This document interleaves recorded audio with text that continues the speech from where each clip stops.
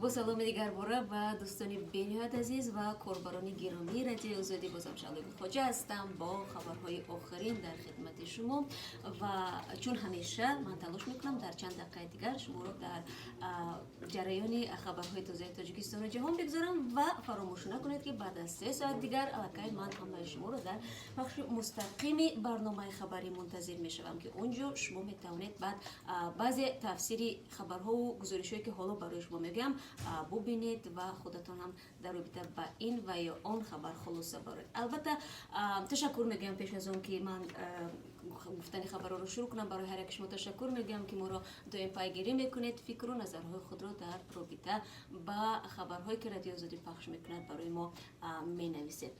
خوب، دادرسی رو برای فسادکاری به زندان انداختند. در این مورد دادگاه عالی تاجیکستان حکم برآورد. دادرس محکوم شده هنگام بررسی پرونده ها قانون را رعایت نکرده پورا گرفته است. این الکی چندم دادرسی هست که در 12 ماه اخیر برای فسادکاری از مقام آزاد و بعضی از آنها پشت پنجره می روند. تحلیلگران هم میگویند چنین عمل دادرس ها اعتمادی به این هم کاسته مردم به عدالت دادگاهی در کشور را از بین میبرد. عملی که سیاح آمریکایی را گیراند. بعد حادثه حمله به سیاحان خارجی در تاجیکستان یک جوان تاجیک کاری را انجام داد که میگوید از آن احساس افتخار دارد و با آن میخواست ناراحتی سیاحان را از حمله تروریستی اخیر تا یک حد جبران کند. این جوان همیان پیدا کرده خود را به صاحبانش که عائله آمریکایی بودند و برای سیاحت به تاجیکستان آمدند برگرداند.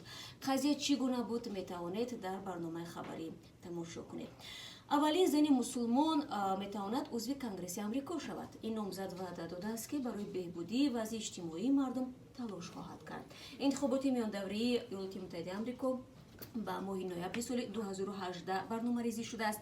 در این معرکه 435 جای در پالاتای نمایندگان و 33 جای از 100 نشست در سنات مورد سبقت قرار میگیرند.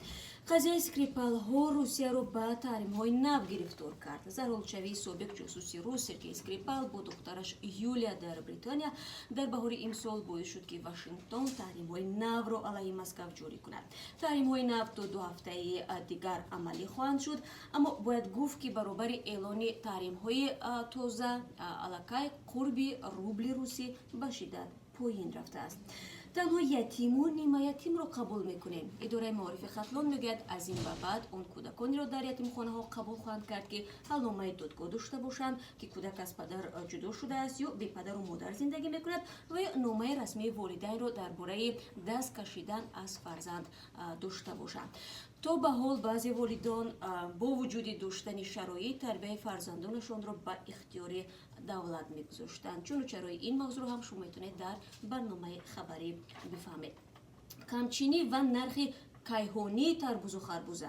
در بازارهای تاجیکستان خریداران تربوز و خربوزه های تاجیکی را پیدا کردن نمیتوانند و این پولیزی هایی که از ازبکستان وارد کرده شدند نرخ دارند که به گفته خریداران با دیدن آن هوش از سرشان پریده است. در حالی که وضع هوا هم در تاجیکستان و هم در ازبکستان تقریبا یک خیل بود، ولی چرا حاصل پولیزی ها در تاجیکستان بعد و در کشور همسایه خوب شده است؟ بیایید همراه در برنامه خبری ببینیم.